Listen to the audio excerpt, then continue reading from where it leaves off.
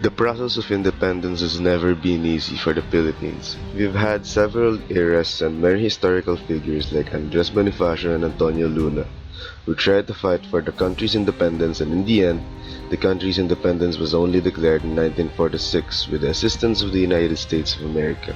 But before the declaration of our country's independence, there were numerous events that took place in order to get there, as well as places that were involved were not talked about too much by history. In this documentary, we would like to talk about the Muslims in Mindanao, which were the southern part of our country, and how they were overtaken or subdued by the Americans, as well as the Igorot and their pacification, which took in the Spanish colonization period. Way before the American Philippine period, this is the integration of the Philippine Islands.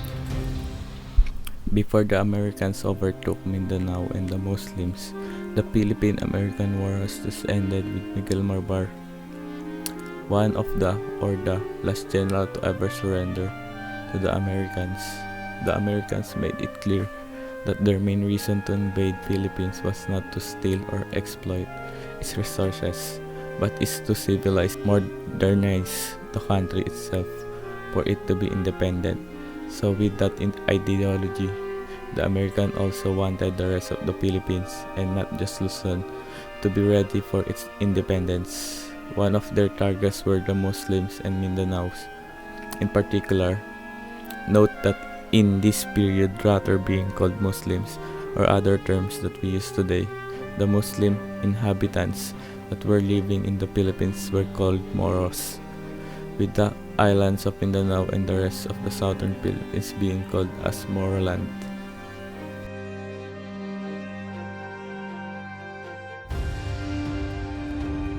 So how did the Americans overtook the Moros in Mindanao in particular? Well, first, there were three successive stages or periods that happened until its abduction. The first stage was the initial Moro-American contact and military occupation of Moroland. The military occupation was created by the Americans to secure Muslim and Philippine acknowledgement of the United States sovereignty in Mindanao and Sulu. The Americans pursued the policy of non-interference, and they sought to win the Moros in Mindanao through diplomacy, being neutral to them and by making friendships and bonds with the Moros. But that didn't last long.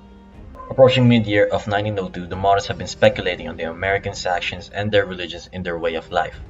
As they become uneasy of the situation, most of the isolated Moros resorted to violence against the Americans, mainly on their soldiers. One of the known groups of these violent attacks were from the Lanao Moros. This resulted in the proposal of Americans to the Lanao Moros, which is to surrender and return all stolen property from them. But this didn't stop the first decisive battle between the Moros and Americans, the Battle of Bayan, and this started the Moro-American War.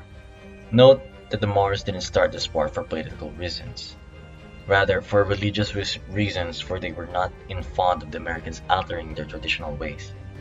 In the perspective of the Americans, they interpreted this as defiance of their sovereignty. With this, the order of taking direct rule instead of forming friendships was created, and the conflict continued. There were documents that can be found now, like letters and reports. Take, for example, is the letter of Datu Dakula to his friend General Kobe regarding the death of the Datu Dakula's son, Datu Amirul Umbra. Now, we didn't cover this because a lot of details are needed, but for context, this letter was all about Datu Dakula's disapproval for the American support after the death of his son. This is just one of the many letters, as this was used for the Moros to communicate to the Americans and vice versa.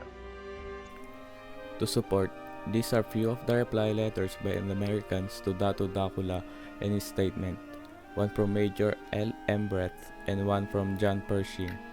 In the end, this document hold a huge importance as it states that there was communication being made with the two parties, but because of Moros discussed on the motives of the Americans, war and defiance still occurred between the two sides. But we must recall that only the Lanao Moros were the mostly ones who were defiant to the Americans, and there were still other Moros who didn't defy and even work for the Americans. To provide this, we no need to look further than the photos taken of the Moros who work at Camp Vicars, one of the American military camps who transported the sick from Camp Vicars to Malabang, Mindanao for medical treatment.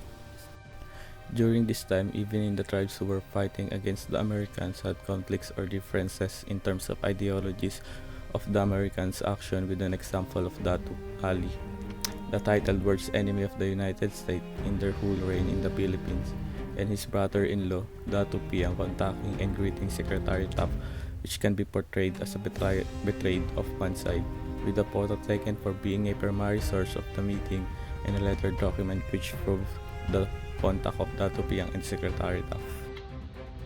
In the second successive stage, the Americans needed to prepare for Moro for the investigation of the Philippine modern state. With this, they decided to go to the other organized province wherein Christian Filipinos enjoy a large degree of autonomy.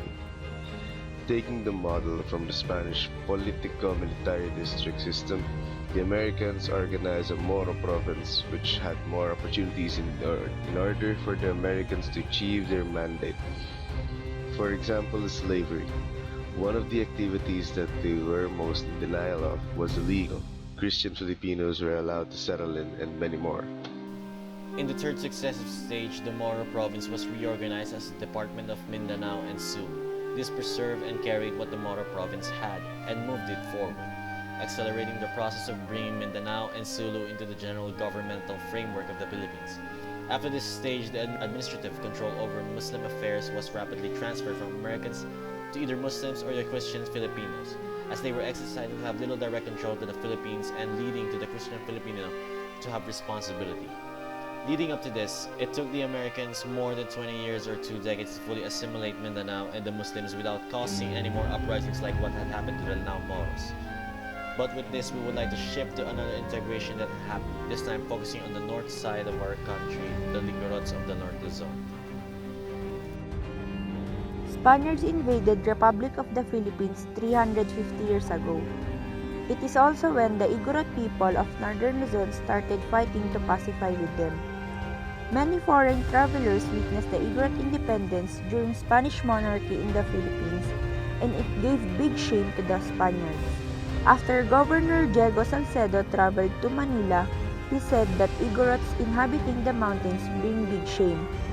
In year 1779, an official, and after 100 years later, Governor Primo de Rivera wrote about being shameful and humiliating for Spanish government because others see the Igorots living way, doing crimes where the people who made them like that doesn't receive any punishment while making them as a laughingstock.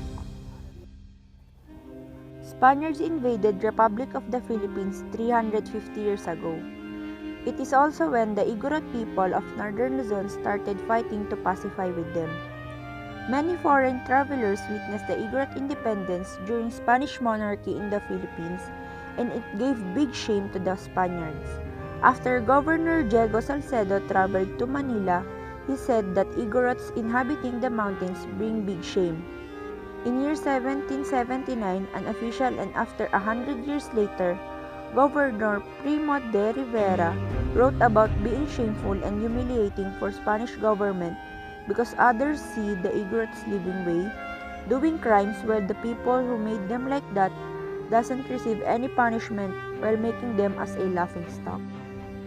It was a heavy price to pay for liberty, and it is a price not yet fully paid, for even their descendants or congressmen, professors, or bishops must send their children to government schools where they dutifully stare at textbooks which say they are different from all other Filipinos because their ancestor came in the wrong wave of migration, but never a word about their 350-year resistance to foreign aggression. Like the Americans did. As time goes on, speculation and doubt happens, and that's what happened with the Lanao Moros and other parts of the Moro land. But in the end, the Americans preserved and they focused more on the actual integration and the other parts of Mindanao or Moro land, ending with the successful of the Moros in Mindanao into the Philippines. Not having such power was the highlight of that part, since it was stated that the Spaniards who were alive at that time treated our fellow men as no one. But still, having power can be a dangerous thing if you don't use it in a proper way. Thank you everyone for tuning into this documentary regarding the integration of the Philippines. We would like to thank first Argeo Barrios as our professor in reading and Philippine history for giving us this topic as well as giving us instruction for this documentary. We would also thank the authors and publishers of as our content sources for this video. And with that, here are our sources. Once again, thank you for watching.